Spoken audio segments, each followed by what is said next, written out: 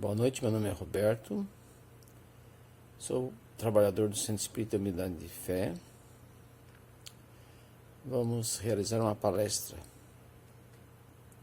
essa noite, mas antes vamos fazer a oração que Jesus nos ensinou, Pai Nosso, para que possamos receber uma boa inspiração, uma boa intuição. Pai nosso que estás no céu, santificado seja o teu nome. Venha a nós o teu reino e seja feita a tua vontade na terra, como em todos os mundos superiores. O pão nosso de cada dia dai-nos hoje e sempre, Senhor. Perdoa, Pai, as nossas dívidas, assim como nós perdoamos aqueles que nos devem. Perdoe as nossas ofensas, assim como nós perdoamos aqueles que nos ofendem. E não nos deixe cair nas tentações. Mas livra-nos, Senhor, de todo mal. Nos inspire a indulgência, a benevolência e o perdão. Virtudes que fazem parte da verdadeira caridade, segundo Jesus. E com essa oração damos por iniciada a palestra da noite de hoje. O assunto é do livro O Ser Consciente, Espírito Joana de Ângeles, médium Divaldo Pereira Franco. Ressentimento. Entre os tormentos psicológicos alienadores, a presença do ressentimento na criatura humana tem lugar de destaque, injustificável sob todos os pontos de vista. Ele se instala, enraizando-se no solo fértil das emoções em descontrole do paciente, aí engendrando males que terminam por consumir aquele que lhe dá guarida. A vida expressa-se em padrões sociais, resultado da condição evolutiva das criaturas que se interrelacionam, como é natural, porque há uma larga variedade de biotipos emocionais, culturais e religiosos, ou não. As suas são reações compatíveis com os níveis de consciência em que se encontram, exteriorizando ideias e comportamentos que lhes correspondem ao estado no qual se demoram. Então, aqui pelo que a Joana de Ângeles nos coloca, né? E que a gente observa na sociedade, nos jornais, nas revistas, na televisão, nas nossas relações pessoais, temos diferenças de opiniões, de ideias, de conceitos, de atitudes. Temos essas diferenças de um para com o outro. A gente observa essa diversidade, né? Vivemos num planeta de provas e expiações, onde temos espíritos mais evoluídos, muito mais conscientes, e outros menos conscientes, onde a questão moral em um está mais desenvolvida e em outro ainda pouco desenvolvida. Mas é dentro desse cadinho, dessa diferença, que ocorre a nossa melhoria evolutiva, o nosso acordar consciencial. Porque nessa diferença é que nós vamos aprender uns com os outros. A gente observa, até os espíritos nos fazem aquela comparação das pedras do rio, né? Só no toque de uma na outra é que vão retirando as arestas e elas vão ficando lisinhas. É no ourives que vai limando os ângulos, né, do diamante e vai aperfeiçoando, vai alisando, que eles refletem melhor a luz.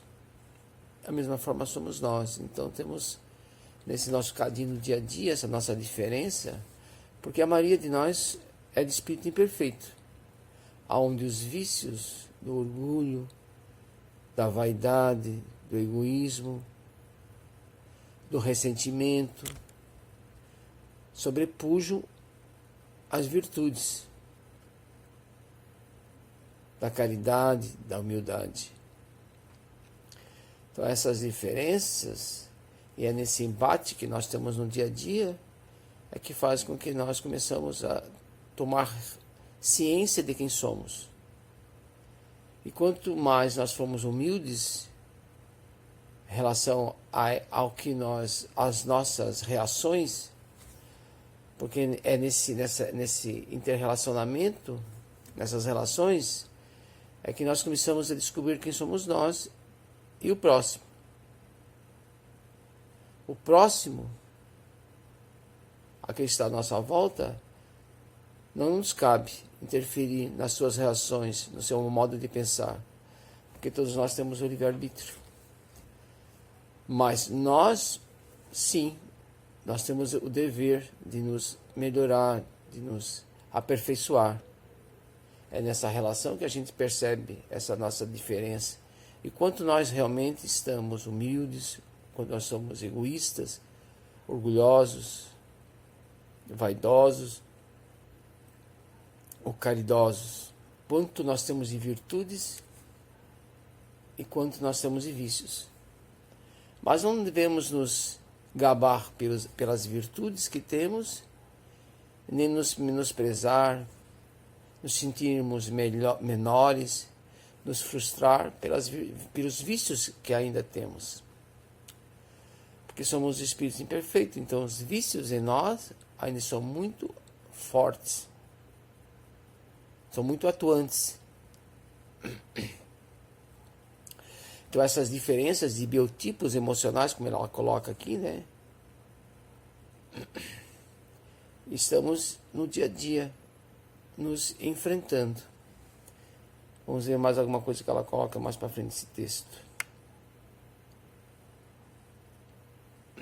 A convivência humana é feita por meio de episódios conflitivos, como a gente já está colocando, né?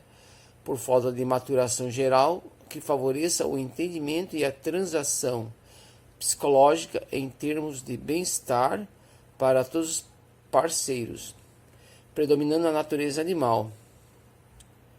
Outro dia eu estava vendo um vídeo, que eu acho que está mais para documentário do que para filme, onde foi colocado um ator, e o nome do documentário é O Segredo da Felicidade. Aí ele vai em várias religiões, e uma delas é o Zen.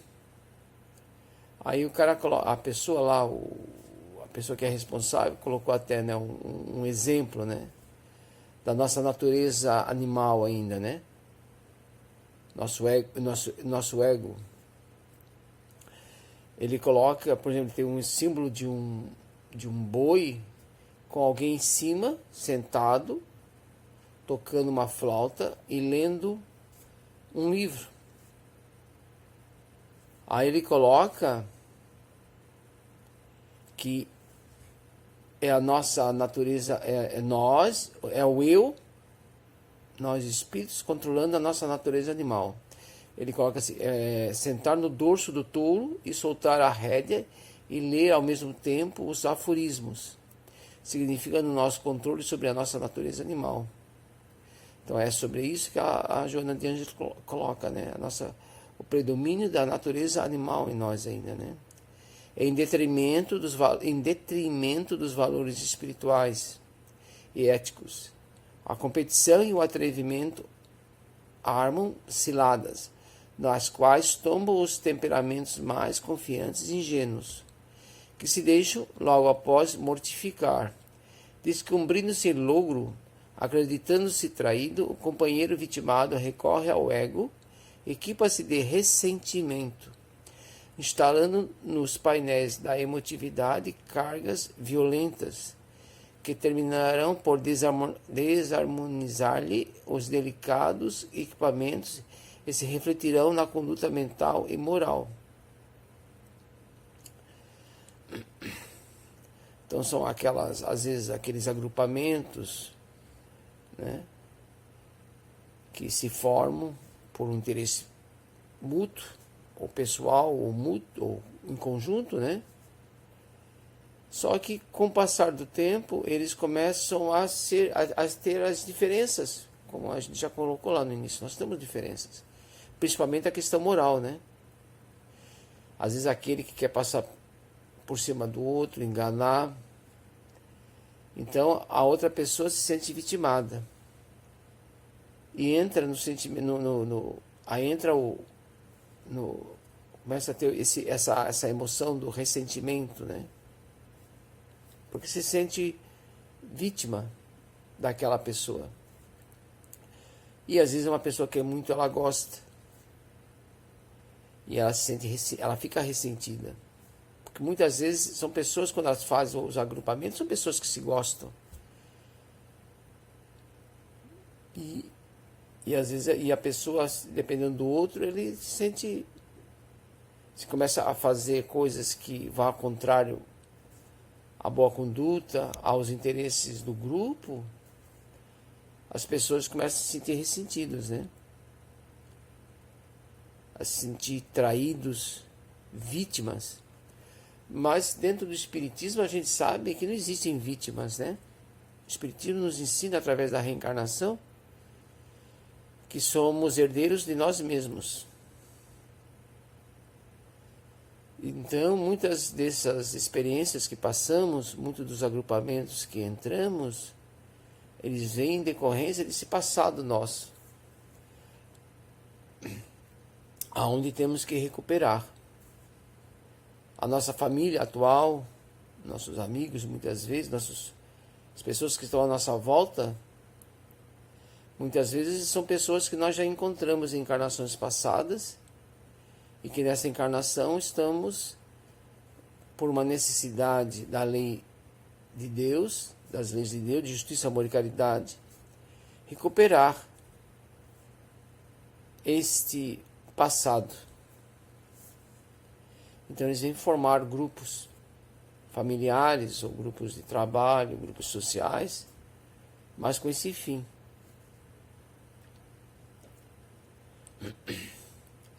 Então são pessoas que muitas vezes são, ainda como espíritos imperfeitos que nós somos, né? Sofremos com essas adversidades, né? Com esses comportamentos não muito corretos desses nossos companheiros.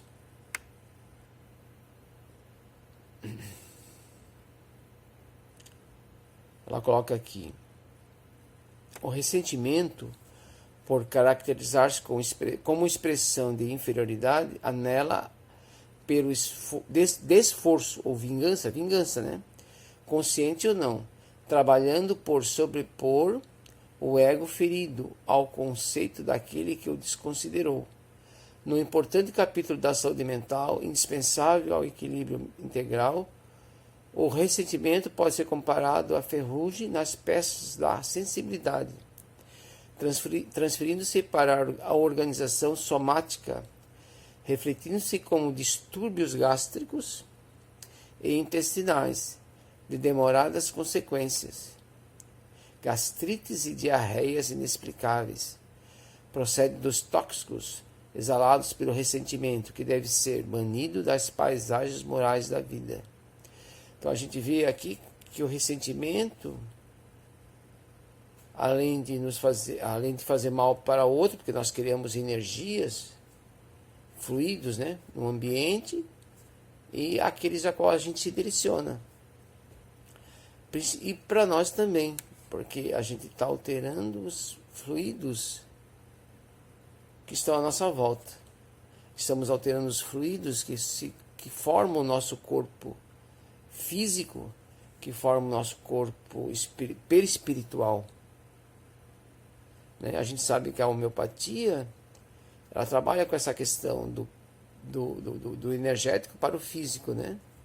Do perispírito para o físico. Então o corpo físico é apenas um borrão de algo que está perturbado no plano espiritual, no perispírito, que são os fluidos.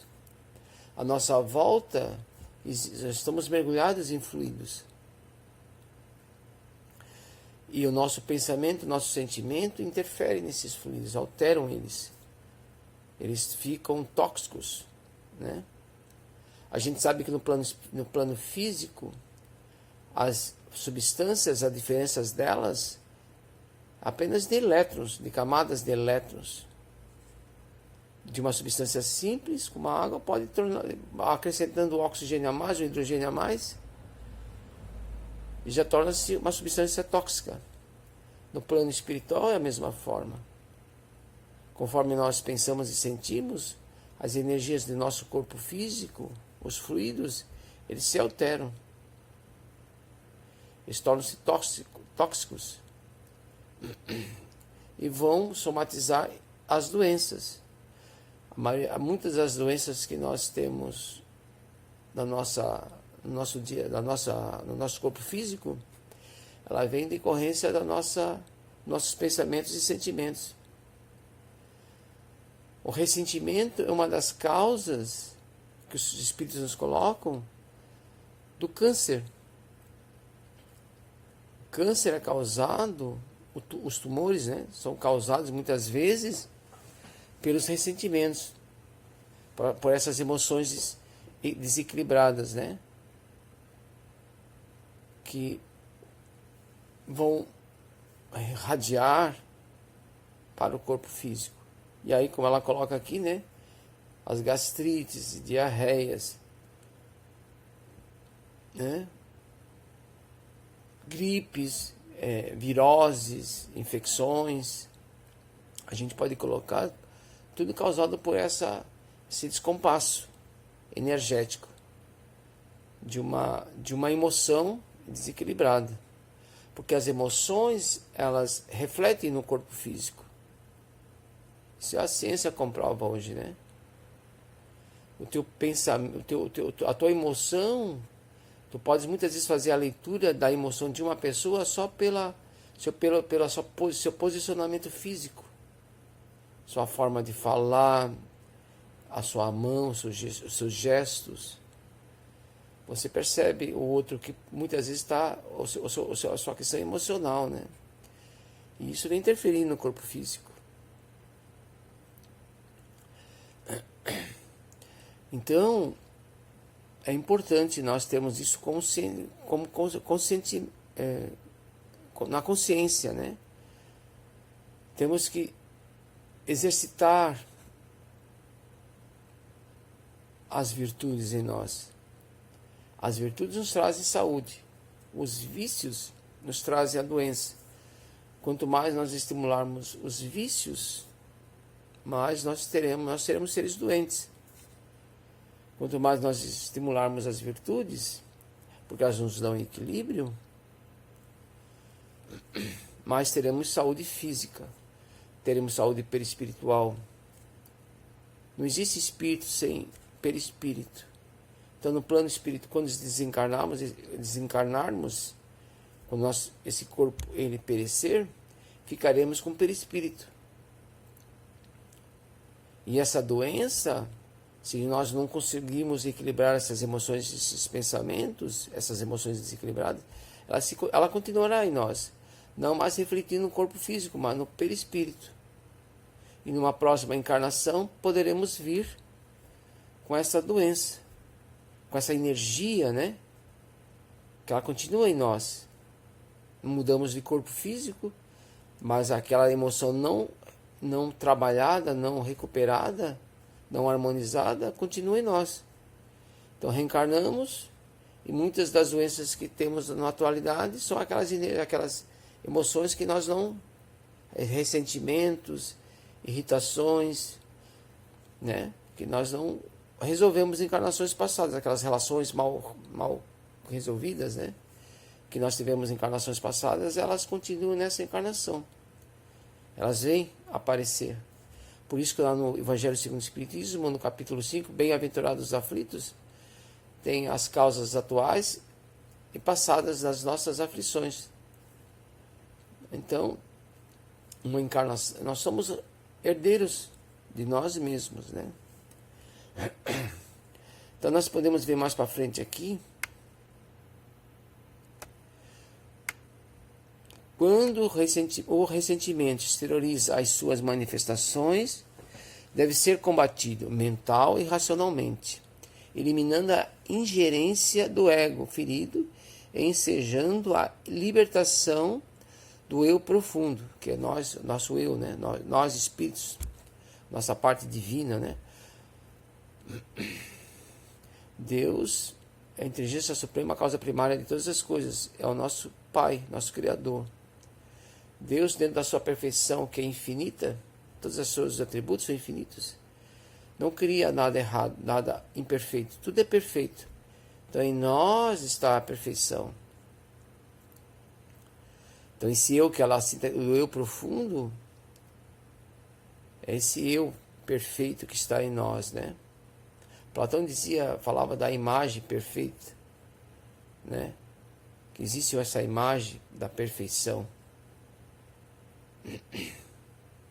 Então esse eu profundo que existe em nós, adormecido, que é a função da reencarnação, é acordar, é atualizar esse eu que está em nós profundo, esse Deus em nós, né? Vós sois deuses, né? Mas como não existem deuses, existe um Deus só, e nós somos imagem de Deus, né? Então, tinha um educador e filósofo, Humberto Rode, que ele falava isso, né? Não existem, é uma tradução errada, não existem deuses, existe Deus, Deus é único. Então esse eu profundo, nós temos que estimulá-lo a se manifestar. Então não deixarmos essa emoção do ressentimento tomar posse de nós, né?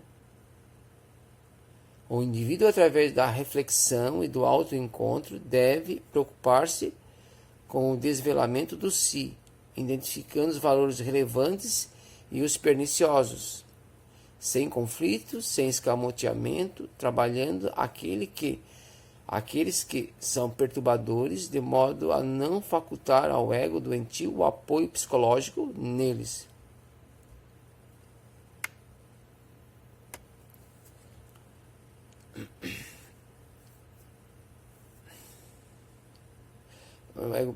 Apoio psicológico neles, para esconder-se sob o ressentimento, na justificativa de buscar ajuda para a autocompaixão. A autocompaixão é um outro vício que a gente tem, né? Outro modo de... Vamos mais um pouquinho aqui. O processo de evolução é incessante e as mudanças, as transformações fazem-se contínuas, impulsionando a conquista dos recursos adormecidos no imo, o Deus interno, como eu estava falando antes, né? Que jaz em todos os seres. A liberação do ressentimento deve ser realizada através da racionalização, sem transferências nem compensações egóicas. À medida que a experiência fixa aprendizados, esse terrível gigante da alma se apequena e se dilui. Desaparece a partir do momento em que deixa de receber os alimentos de manutenção pela ideia fixa e mediante o desejo de revidar, de sofrer, de ser vítima. Então é isso que eu estava falando antes sobre o Deus em nós, né? O Deepak Chopra, que ele fala de uma história, né? Para exemplo dessa potencialidade que nós temos, esse Deus em nós, de uma pessoa sem teto que estava numa praça. Ele já vivia ali há muitos anos, sentado em cima de uma caixa. Aí um belo dia uma pessoa chega lá e vamos ver o que tem embaixo. Sabe o que tem nessa caixa? Ah, não sei. Nunca olhasse, não. Ela está aqui para mim, eu sento nela para descansar, mas eu nunca olhei dentro dela. Vamos dar uma olhada o que tem dentro dessa caixa, né? E a pessoa estava ali um pedinte há 30 anos, sendo ajudado pelos outros, né? Quando eles abriram a caixa, tinha um tesouro lá dentro. Então somos nós. Esse tesouro é esse Deus em nós, né? Que temos que batalhar, trabalhar para que ele se atualize. Temos que descobrir esse Deus em nós, viver esse Deus. Temos que as reencarnações, elas existem para nos purificar. São através das reencarnações, onde passamos por vicissitudes, por dificuldades, que desenvolvemos a inteligência. E por consequência, a moral. Porque com a inteligência sabemos onde é que está o bem e onde é que está o mal. Se nos mantivemos ainda no mal, é porque aquele mal, temos interesse naquele mal, mas sabemos que é o mal. Porque as leis de Deus estão na nossa consciência. Allan Kardec pergunta, onde é que são as leis de Deus, né? Os Espíritos respondem que estão na nossa consciência. Então sabemos onde é que está o bem e onde é que está o mal. E com o desenvolvimento da inteligência, muito mais. O Haroldo faz um estudo sobre o Levítico, ele estava até comentando, né? Nós já tivemos a nossa infância espiritual. Moisés, na época de Moisés, os 10 mandamentos, éramos espíritos, ainda podíamos fazer uma relação como se fôssemos crianças, né? Ainda éramos crianças, mas já estávamos recebendo um alimento mais leve. Mas era grosseiro ainda, mais leve do que recebíamos antes, né? Jesus já nos trouxe um alimento muito mais leve, o Evangelho. E já não é mais aquele Deus vingativo, mas um Deus amoroso. E o Espiritismo, algo muito mais leve, mais transcendental, né? Onde a terra prometida não era uma terra fixa que Moisés tinha lá, né? Jesus já nos tinha dado essa ideia, né? Que o reino dele não era aqui, né? Quando foi perguntado por Pilatos perguntou a ele, né? Não, o reino dele não era aqui. E o Espiritismo já nos mostra que sobre o futuro, a vida no futuro, né? Que a vida, a verdadeira pátria, nosso verdadeiro lugar de vivência não é aqui, fisicamente falando, né? Somos espíritos tendo uma experiência na matéria.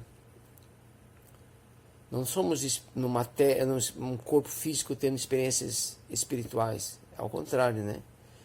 A nossa essência é espiritual, tendo experiências na matéria, como eu falei, através dessas reencarnações, nós adquirimos experiências, desenvolvemos a inteligência e, por consequência, a moral.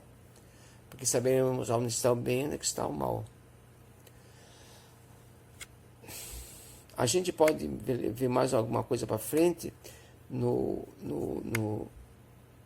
Evangelho, né? No Evangelho segundo o Espiritismo, capítulo 10. Bem-aventurados os que são misericordiosos. Item 8. O sacrifício mais agradável a Deus. Item 8. Quando diz, ide reconciliar-vos com o vosso irmão antes de pordes a vossa oferenda no altar, Jesus ensina que o sacrifício mais agradável ao Senhor é o que o homem faça do seu próprio ressentimento, que antes de se apresentar para ser por ele perdoado, precisa o homem haver perdoado e reparado o agravo que tenha feito a algum de seus irmãos. Só então a sua oferenda será bem aceita, porque virá de um coração expungido de todo e qualquer pensamento mau. Ele materializou o preceito porque os judeus ofereciam sacrifícios materiais.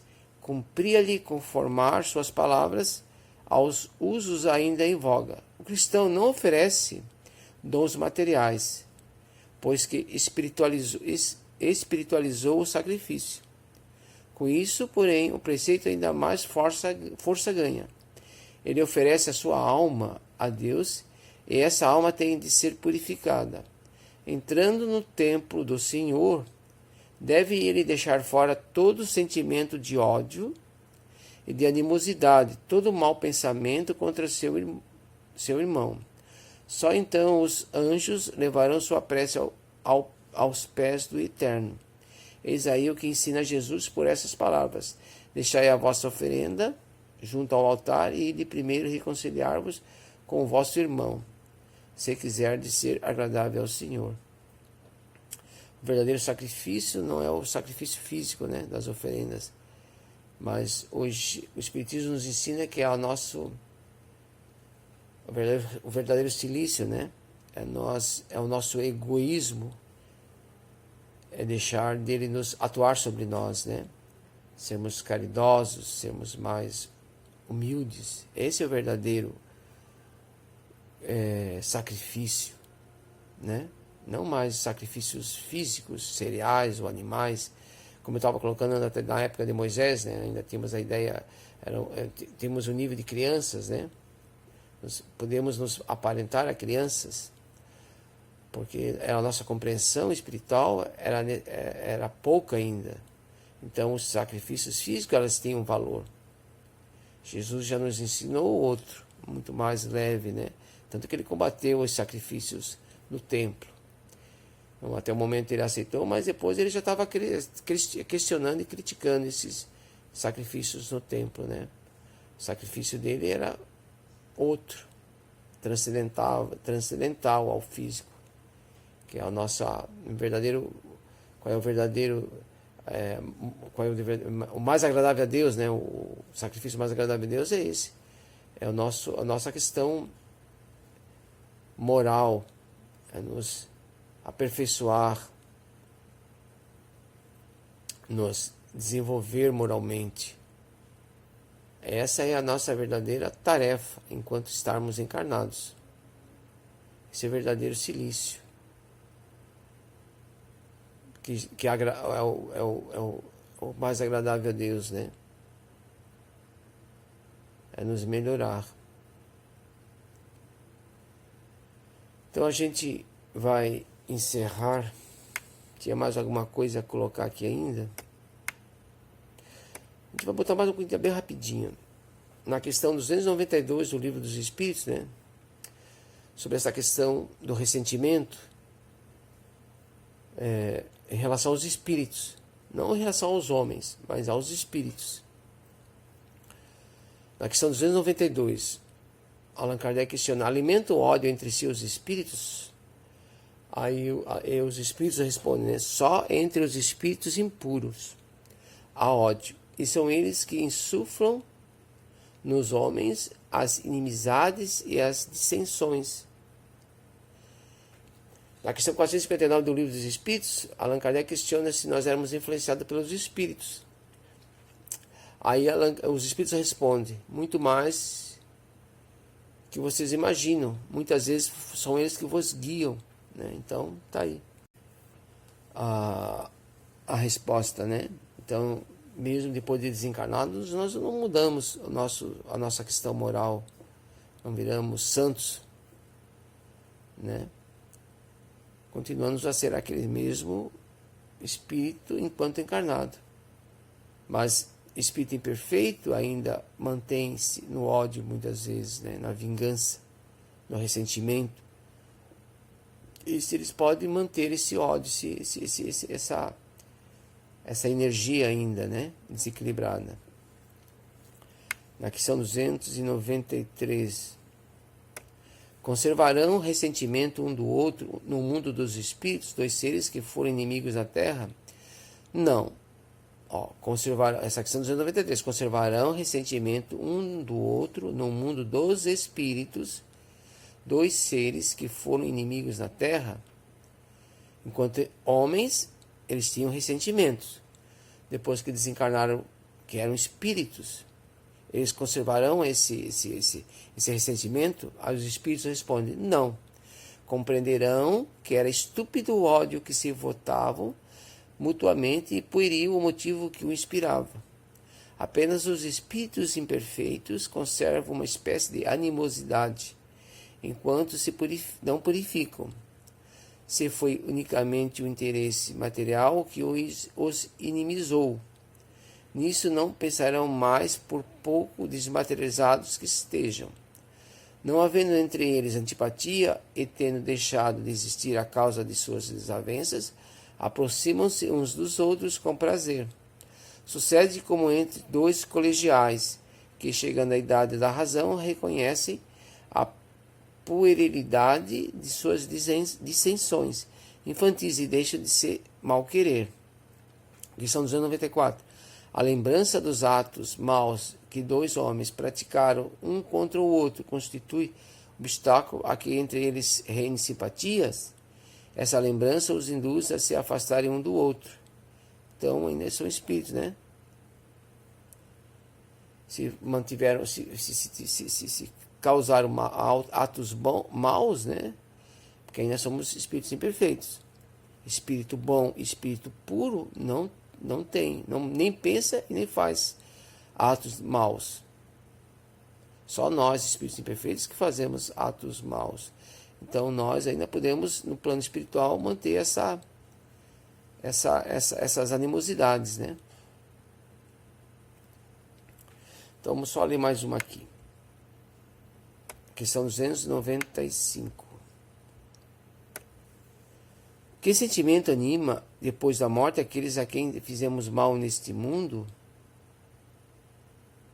Né? Se são bons, eles vos perdoam, segundo o vosso arrependimento.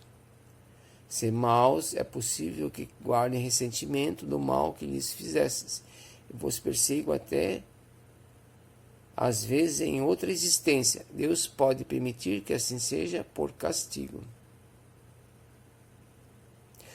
Questão 296. São suscetíveis de alterar-se as afeições individuais dos espíritos? Não, por não estarem eles sujeitos a enganar-se. Falta-lhes a máscara sobre que se escondem os hipócritas. Daí vem que, quando são puros, suas afeições são inalteráveis. Suprema felicidade lhes advém do amor que os une.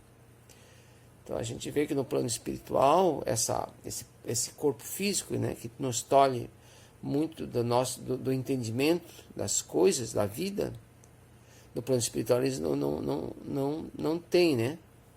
Então nós temos um pensamento mais livre, um sentimento mais livre. Pensamos melhor, com mais consciência. Os espíritos nos dizem que quando nós reencarnamos, é como se a gente colocasse um escafandro daqueles de mergulho na frente, com aquele visor que só vê a frente, não vê acima, lado, embaixo, no lados. É como se, enquanto nós estamos encarnados, é como se nós estivéssemos vestindo um escafandro. Então, quando nós desencarnamos, a nossa visão é muito mais abrangente. Então, entendemos e nos perdoamos e perdoamos ao próximo, dentro da nossa consciência espiritual, né? Então, tudo vai depender, nesse plano espiritual, dessa nossa consciência. Da mesma forma que enquanto nós encarnados, né, nossas relações vai depender dessa nossa consciência. Quanto mais nós nos aprimorarmos e tivermos a vontade de melhorar, como já falei numa palestra anterior, né? Temos os pensamentos e temos o sentimento. E temos a vontade. Pensar corretamente, temos os sentimentos corretos e temos a vontade. Quando temos essa vontade, nós nos modificamos. Essa é a função de nós estarmos aqui encarnados, né? Então, eu agradeço a atenção. A gente vai encerrar agora a palestra. Antes, como sempre coloco, se possível, fiquemos em casa. Cuidemos de nós, cuidemos daquele que nós amamos. Que assim seja. Que Deus fique conosco e nos abençoe a todos nós. Uma boa noite.